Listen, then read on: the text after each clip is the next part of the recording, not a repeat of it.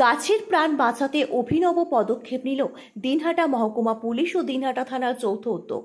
আজ রবিবার দুপুরে শহরের বিভিন্ন প্রান্তে থাকা গাছে পেরেক ঠুকে লাগানো হোর্ডিং ও ব্যানার সরিয়ে ফেলার অভিযান চালানো হয়। এই বিশেষ অভিযানটির নেতৃত্ব দেন মহকুমা পুলিশ আধিকারিক ধীমান মিত্র ও দিনহাটা থানার আইসি জয়দীপ মোদক। তারা জানান, পেরেক ও তার দিয়ে গাছে পোস্টার লাগালে গাছের স্বাভাবিক বৃদ্ধি ব্যাহত হয়, যা পরিবেশের পক্ষেও ক্ষতিকর। এটা কুচবিহার জেলা পুলিশের উদ্যোগে এবং দিনহাটা থানার ব্যবস্থাপনায় একটি পরিবেশ বান্ধব উদ্যোগ নেওয়া হয়েছে যে লিভ অ্যান্ড লেট লিভ, বাঁচো এবং বাঁচতে দাও।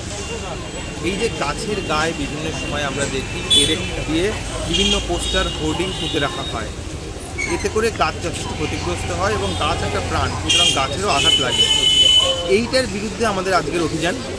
একই সঙ্গে বিভিন্ন জায়গা থেকে পোস্টারগুলো আমরা খুলে নিচ্ছি গাছের গা থেকে এবং পেরেকগুলি খুলে নেওয়া হচ্ছে এবং সেই সঙ্গে একটা সচেতনতাও মানুষের মধ্যে ছড়িয়ে দেওয়া হচ্ছে যে যাতে গাছের গায়ে এরকমভাবে পেরেক আর ভবিষ্যতেও না পোঁতা হয়।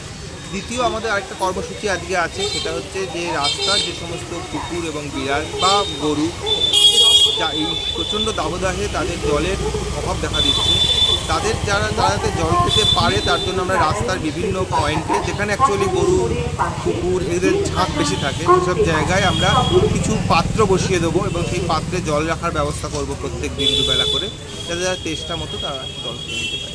তাদের এগুলোকে নিয়ে যাচ্ছি আমরা। এটা দেখো একটা সচেতনতামূলক প্রোগ্রাম। আমরা এখনই কোনো সেরকম কিছু নয়, আমরা পোস্টারগুলো নিয়ে থানায় যাচ্ছি, যাদের পোস্টার তারা থানা থেকে নিয়ে যেতে পারেন পোস্টারগুলো। পুলিশ সূত্রে জানা গেছে, যেসব সংস্থার বা প্রতিষ্ঠানের ব্যানার খুলে রাখা হয়েছে তারা চাইলে থানায় এসে তা সংগ্রহ করতে পারবেন। আইসি মোদক শহরের ক্লাব ও স্বেচ্ছাসেবী সংগঠনগুলিকে এই অভিযানের সহযোগিতার আহ্বান জানিয়েছে। পরিবেশ রক্ষায় পুলিশের এই উদ্যোগকে সাধুবাদ জানিয়েছেন স্থানীয় বাসিন্দারা।